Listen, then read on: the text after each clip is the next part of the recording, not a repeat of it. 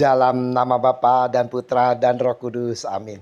Haleluya. Shalom Alehim. Berjumpa lagi dengan saya pada perenungan hari ini tanggal 24 Maret 2022. Dengar nasihat dan ajaran akan kebenaran. Bacaan liturgi hari ini diambil dari kitab Yeremia 7 ayat 23 sampai dengan 28 dan Injil Lukas 11 ayat 14 sampai dengan 23. Saudaraku yang terkasih di dalam kasih Kristus, pernahkah kita mengalami di mana nasihat-nasihat kita tidak didengarkan saudara? Baik saudara kita, rekan kita, pasangan kita, anak kita. Mereka telah berbuat kesalahan dan kita nasihati. Dengan bicara yang telah berbuih-buih untuk menasihatinya. Tapi mereka tidak mendengar. Mereka bahkan menikmati dengan perilaku mereka yang berbuat salah. Mereka melakukannya berulang-ulang kali saudara. Kecewakah kita? Sakit hati? Yeremia di dalam bacaan pertama hari ini mengalami bagaimana dia ditolak saat menasihati bangsa Israel yang telah mengalami karya Allah sejak pembebasan besar dari tanah perbudakan. Kita tahu kisahnya saudara, di mana mereka berulang-ulang memberontak terhadap Allah. Israel sama sekali tidak takut kepada Allah saudara, pemilik hidup mereka. Allah memiliki rencana yang indah untuk orang-orang Israel. Maka melalui Yeremia saudara, Allah menasehati mereka. Yeremia pun menghadapi kenyataan pahit. Segala tegurannya tidak mereka dengar sama sekali. Mungkin kita bertanya, lalu untuk apa Yeremia menyuarakan kebenaran? Jika kita melihat saudara pasal-pasal berikutnya, terlihatlah bahwa tugas utama Yeremia adalah menyatakan murka Allah atas Israel. Menelanjangi segala kebobrokan hidup mereka. Sulit sekali saudara. Memang. Tetapi tegurannya tetap harus dinyatakan saudara agar mereka dapat sadar dan bertobat. Hari ini saudara-saudara, melalui Yeremia pun kita ditegur, kita dinasehati dengan keras, yang mana kita masih bersungut-sungut hidup di dalam kubangan dosa saudara. Allah mau hidup kita dalam kebenaran agar kita dapat diselamatkan.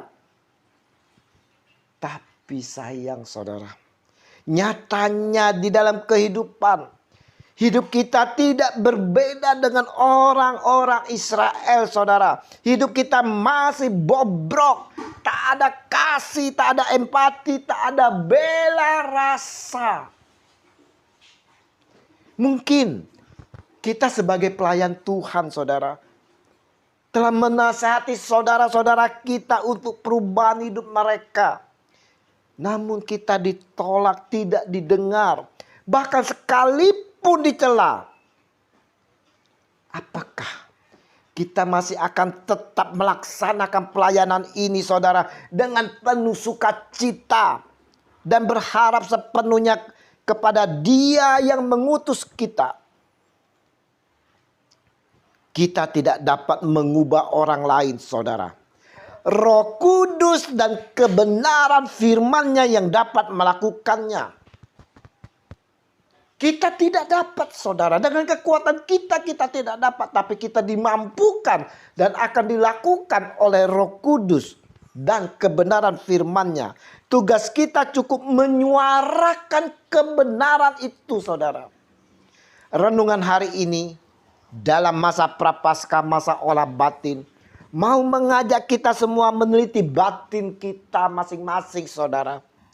Adakah kita tak mendengarkan suara Tuhan? Suara Tuhan melalui para utusannya. Mungkin melalui pasangan kita, Allah memakai untuk menasihat kita melalui kerabat kita, saudara kita, anak kita. Apakah kita seperti bangsa Israel yang selalu bersungut-sungut memberontak Allah dengan tak menjalani perintahnya? Atau kita masih menikmati hidup di dalam kebobrokan kubangan dosa? Mari saudara-saudaraku yang terkasih, kita mau manfaatkan waktu olah batin yang kita jalani dengan puasa, pantang, dan mati raga ini saudara. Dengan pertobatan yang sungguh-sungguh. Pertobatan sejati saudara. Bukan pertobatan tomat. Hari ini tobat, besok kumat, tobat, kumat, tobat, kumat, tobat, kumat. Bukan saudara. Kita mau mendengarkan nasihat dan ajaran orang lain dalam kebenaran. Karena mereka diutus untuk kita saudara. Perlu diingat. Kita tidak dapat membuat atau memaksa orang lain untuk bertobat saudara. Namun kita dapat suarakan kebenaran Tuhan yang adalah sumber kehidupan. Untuk mereka semua saudara. Dan Roh Kudus yang akan memimpin dan membimbing kita. Tuhan Yesus memberkati. Amin. Dalam nama Bapa dan Putra dan Roh Kudus. Amin. Shalom Alehim.